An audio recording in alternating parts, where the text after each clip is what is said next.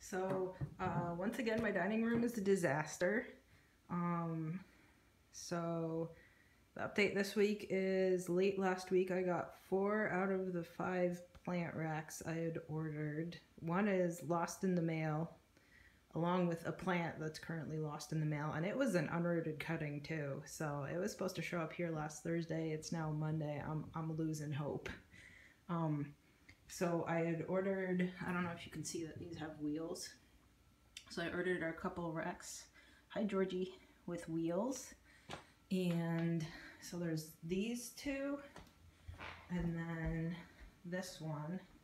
That's the pile of stuff that I want to tie-dye for the NASC auction next year. I got some more socks, and I have some long sleeve t-shirts. Oh, and I moved the cactuses in. I'll probably need to move them, and that's the, where's my finger? That's the Drosera, something like Binata. It came from a regular plant store, so it didn't really have a plant label, but it was up in the Bay Area, so who knows what wonderful plant it is. So I haven't populated these yet. I got some clamp on, they're like back patio railing clamp on bird feeder holder brackets. I got a couple. They should be showing up tomorrow or Wednesday. I'm going to try it on these racks and see if it'll hold my LED panels okay, because I don't really want to mount stuff to the old plaster walls or ceilings because I don't want it all crumbling on me. $5 at the grocery store. I've been wanting a dragon tree for like 15 years, so I finally decided $5 is okay. And got a couple of begonias, and I made an order for a regular monstera, and it came with a bunch of extra plants, like an elephant ear that looks like it's crap, but I mean, it was free, so it's okay if it's sort of dying. And another Adansonii that I think looks different from the one that I bought cuttings of last year, so that'll be interesting. And a monstera, what is it, Siltepecana, because it looks like it's interesting when it grows up. So today, so I had put on that benefit auction, right?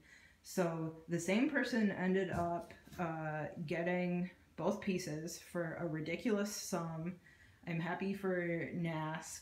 I'm even kind of afraid of shipping this. So this is the 2 6-inch pieces of the variegated monstera. I got these gigantic size Ziploc bags and tried to like tape it on there for a little bit of structure. I went and got my biggest, best, sturdiest box from the shed to ship it in. I got heat packs too. I'm going to finish boxing this up by about midday and then go ship it in the afternoon and then send along the tracking information. This thing, I have never packaged up anything as precarious as this before. And also I'm doing a trade from somebody off of one of the other forums.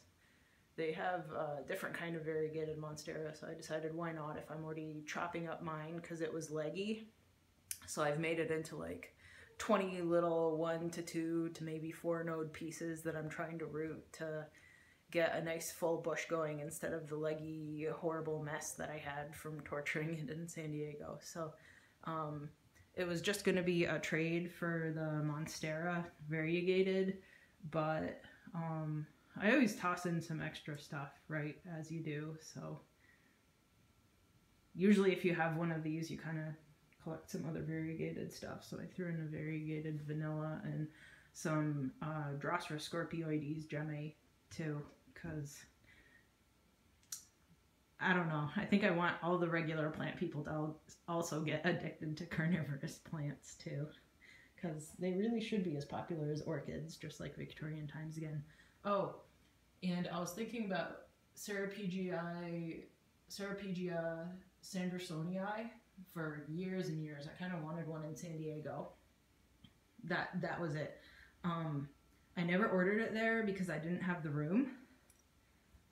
And now that I have the room, I want to go look at the seller that I was going to buy that stuff from, and they don't have Ceropegias anymore. They have lots of like Stapelias and passion vines, like passion fruit vines still, but no Ceropegia. So actually, none of this is new, but this stuff, it's all essentially from Etsy. The regular Monstera that I had bought, actually, it was on eBay, but the same guy is selling it for the same amount with the same free shipping and everything on Etsy too.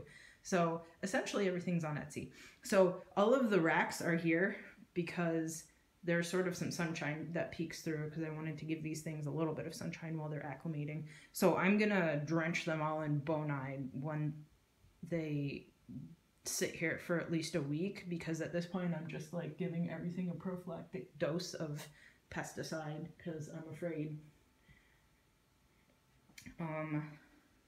So this rack that I'm going to use for the orchids actually didn't come with wheels, so I bought separate wheels, and I accidentally got screws that were too long for the sides, but then I realized, hi Georgie, but then I realized that there's holes for the wheels on the bottom too, so I just mounted it from the bottom. So now everything's on wheels, so my plants will be easier to move around, but I think I need to get some of those, like, it's just a square with 4 wheels on the bottom to put big things like how that Monstera is going to grow up on.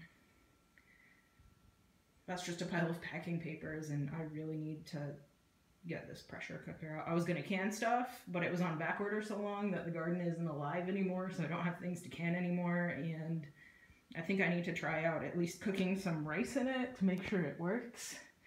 But I've had so much other stuff to do that I couldn't even get to it.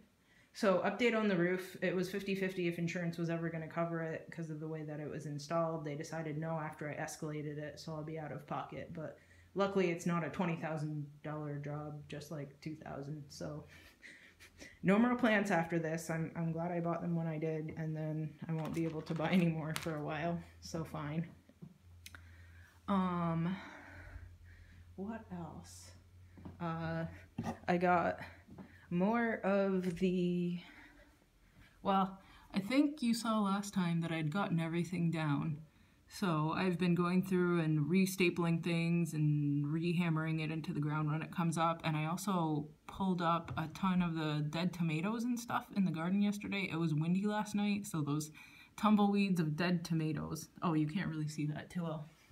So those tumbleweeds of tomatoes are piled up inside of the garden because it was really windy, and I don't think I feel like moving it at all. So I still have turnips, mustard, like all the brassicas that you would expect to be able to handle a heavy frost, and some of the fennel is still alive, and the strawberry plants themselves are still alive. No fruits anymore, but the plants are still alive, and the rhubarb, I don't know if you can see it, but the rhubarb is still surprisingly going strong.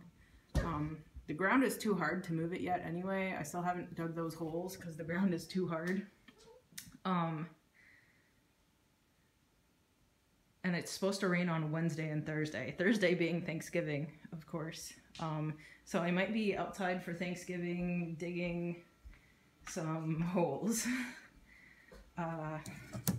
Things to look at that are pretty. I had, let me point at them.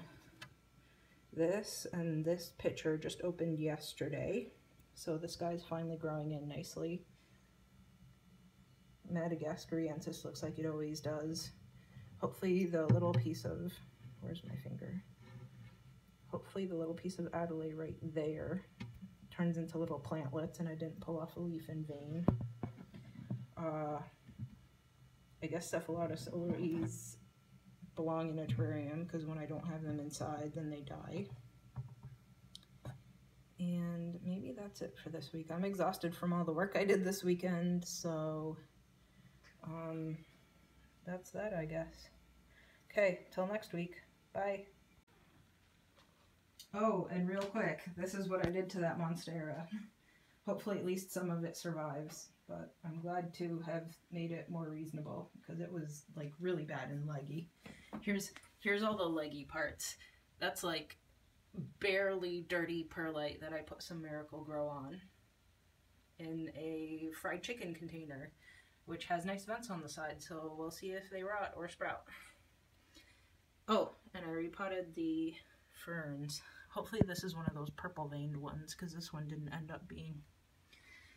Okay, that's it. Bye.